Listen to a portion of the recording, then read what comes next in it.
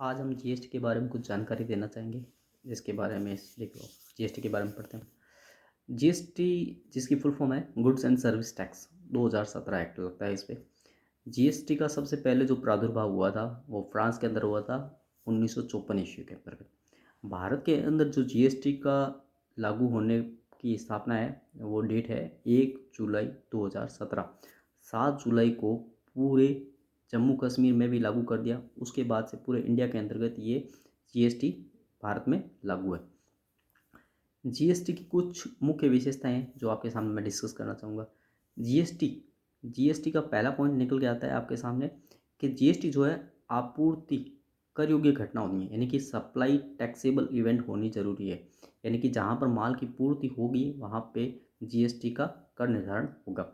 दूसरा, जीएसटी क्या है? डेस्टिनेशन बेस्ड टैक्स है। डेस्टिनेशन बेस्ड टैक्स है, अर्थात जिस राज्य में माल की पूर्ति अंतिम रूप से प्राप्त होगी उस राज्य को टैक्स का पे कलेक्शन रिसीव होगा।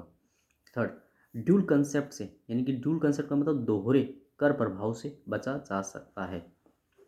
फोर्थ वन आ जाए, फोर्थ वन अपने आता है कि जीएसटी की जो कर की दरें हैं वो 0%, 5%, 12%, 18% और 24% वर्तमान में रखी गई है।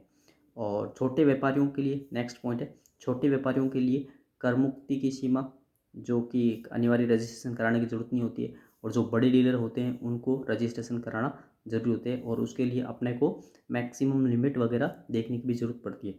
जैसे कि स्पेशल स्टेट है, वहाँ पे स्पेशल स्टेट के लिए राज्यों की लिमिट है जो 20 लाख रुपए है, और स्पेशल स्टेट के अलावा गुड्स एंड सर्विस टैक्स है वहाँ पे भी 20 लाख है।